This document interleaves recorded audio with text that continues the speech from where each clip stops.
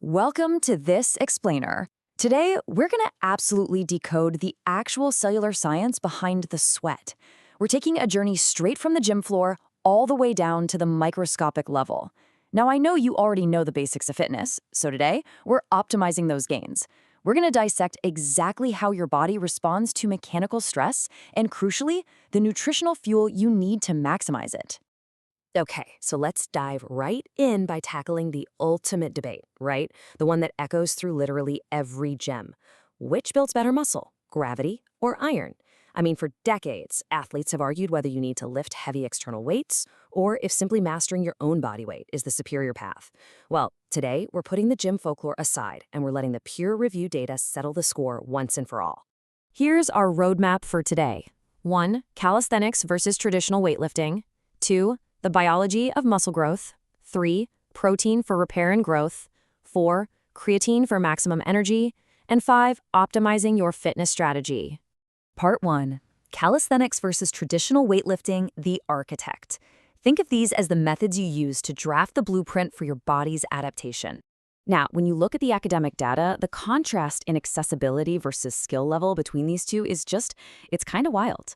Calisthenics using your own body weight scores exceptionally high on accessibility. I mean, you literally need almost zero equipment, and the injury risk is pretty low if your form is dialed in. But the barrier to entry, it's really high because it requires immense skill and neurological control. Traditional weight training completely flips that dynamic. It requires a ton of equipment and carries a moderate to high risk of injury, but the actual skill barrier to just pick up a dumbbell? Incredibly low. So the really crucial point here is understanding how these different methods force adaptations. Calisthenics inherently relies on compound movements. Just think of a muscle up, right? It places this massive demand on your central nervous system to stabilize your entire body in space. That burns a ton of calories and gives you that highly defined functional physique. Weightlifting, on the flip side, is the absolute king of isolation. It offers super easy linear progression. You want a bigger chest? You simply increase the mechanical tension by throwing another 10 pounds on the bar. Simple as that.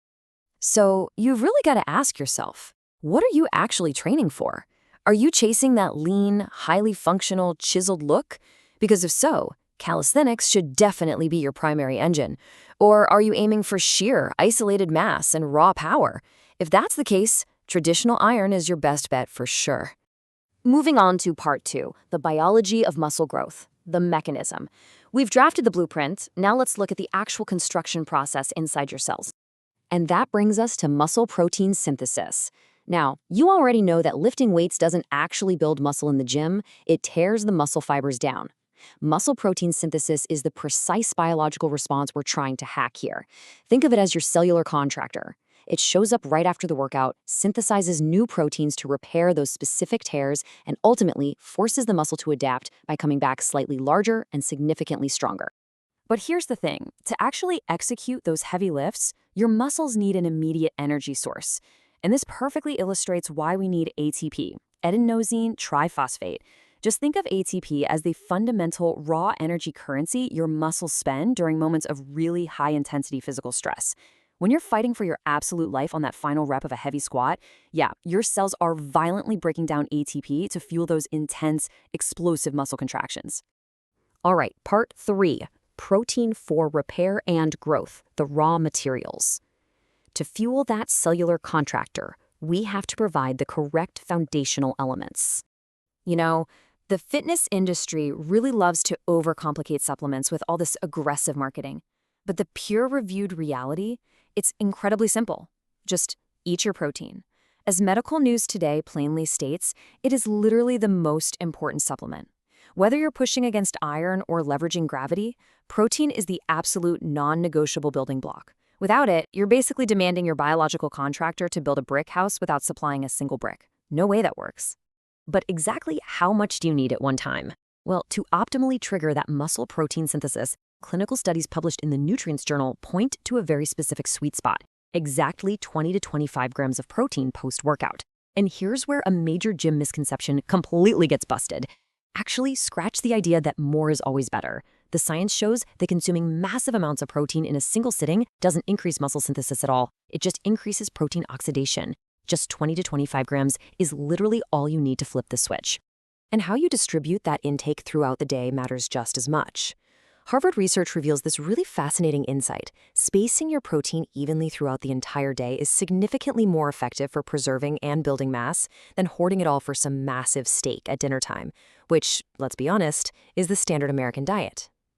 Now, when you do hit that post-workout window, you want to focus on leucine-rich proteins like whey. Leucine is the specific essential amino acid that acts as the ignition key for protein synthesis. But remember, the foundation of this whole shebang always has to be whole food sources. Think meats, beans, nuts. Part 4. Creatine for maximum energy, the power-up. We have the building blocks in place, so let's look at optimizing your cellular energy reserves. So while protein repairs the tissue after the damage is already done, creatine operates right in the trenches of your workout. Remember ATP, that explosive energy currency we talked about? Well, creatine's entire physiological job is to generate more ATP in your muscle cells. It literally provides a surplus of available energy during those short, brutal efforts. And that surplus is exactly what allows you to squeeze out that one extra pull-up or add 5 more pounds to the bar.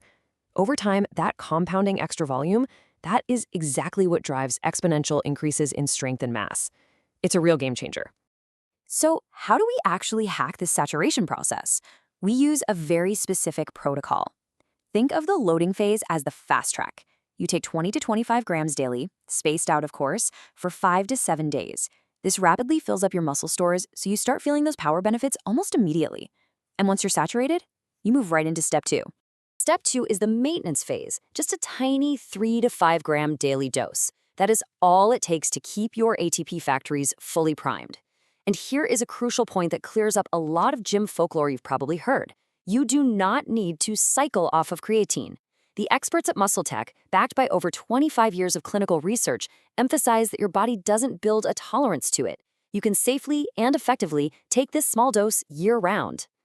Finally, part 5, optimizing your fitness strategy, putting it together.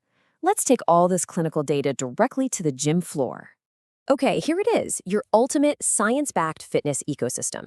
First, combine the modalities. Leverage calisthenics for supreme core control and nervous system engagement. Then use traditional iron for targeted linear overload. Second, religiously track your personal records. Data is how you guarantee adaptation. Third, maximize your cellular ATP by taking 3 to 5 grams of creatine every single day. Fourth, trigger that biological contractor by hitting your 20 to 25 gram protein sweet spot right after the session. And finally, respect your recovery.